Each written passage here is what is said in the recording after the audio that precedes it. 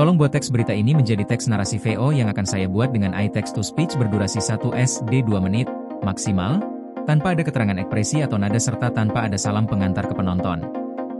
Pemerintah mengoptimalkan rencana stimulus ekonomi yang nilainya mencapai 16,23 triliun rupiah, dengan memberikan paket bantuan sosial, Bansos, berisi 10 kg beras dan 2 liter minyak kita.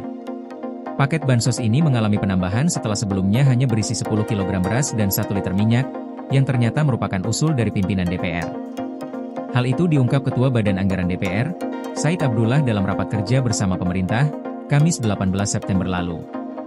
Kami barusan berlima, pimpinan Banggar, konsultasi dengan pimpinan DPR. Ini permintaan langsung dari pimpinan DPR agar 16,23 triliun rupiah itu khususnya untuk yang 10 kg beras saja, tidak cukup 10 kg beras. Mohon per bulan ditambah minyak goreng 2 liter, kata Said dalam keterangannya. Selasa, 23 September 2025. Diketahui, dalam rapat paripurna pengesahan UU RAPBN 2026 yang digelar hari ini di DPR, Selasa 23 September, Menteri Keuangan, Menkeu, Purbaya Yudisadewa menyanggupi usulan penambahan paket Bansos dalam rangka stimulus ekonomi pemerintah. Saat menyampaikan pandangan akhir pemerintah terkait RAPBN 2026, Purbaya menyatakan bahwa Kemenkeu menyanggupi usulan DPR. Usulan ini sebelumnya telah didorong melalui Banggar DPR saat rapat kerja bersama pemerintah, Kamis 18 September. Adapun program bantuan pangan dijalankan pemerintah pada periode Oktober-November 2025. DPR menilai tambahan tersebut penting untuk memperkuat daya beli masyarakat, khususnya kelompok miskin dan rentan. Dalam rapat Banggar, DPR menilai stimulus yang mencapai 16,23 triliun rupiah masih bisa dioptimalkan agar manfaatnya lebih terasa.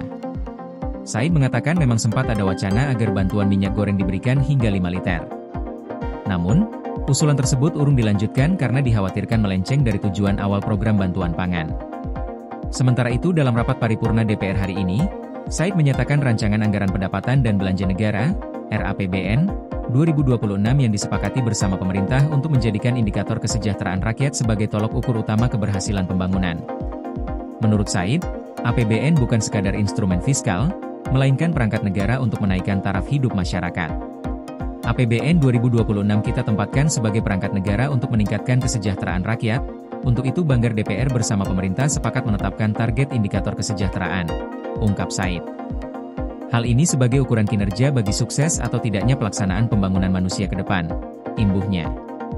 Said menjelaskan, indikator kesejahteraan tersebut mencakup 3 keseimbangan penting.